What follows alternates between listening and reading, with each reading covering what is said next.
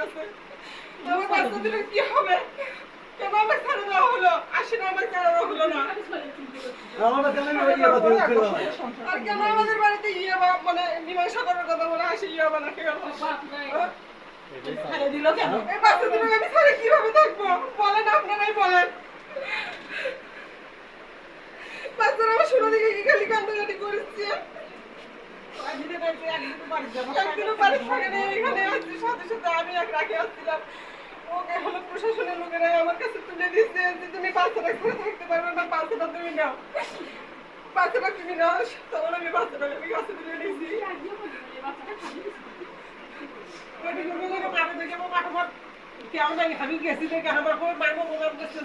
ধরে বার করে দিচ্ছে আমার শাশুড়ি কয় মাগি বের হয়ে যাবার থেকে এটা কোনো সুযোগ জামাইয়ের ব্যবহার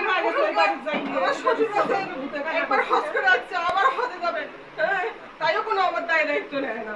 বাড়ির মানুষ আমার ভাইরা গেছিল, বলে কি তোমার বোন তুমি রাখে যাবা না ছুঁয়ে যাবা, তোমার দায়িত্ব মারবি, আমরা এই দায়িত্ব নিতে পারবো না। হ্যাঁ, আমার ভাই যে গেছিল, আমার ভাই এই কথাটা বলতে পারে নাই যে তাই তোমরা বাড়িতে আসছেন, তোমরা হলো ইয়া করে তো তোমার বোন এটি আছে থাকতো, দেখি ওই কি করে করুক। হ্যাঁ, ছুঁয়ে যাও তো দেখি শোল সহকারে তোমার বোনের সহকারে, এই কথাটা আমার কেউ দায়িত্ব নেই।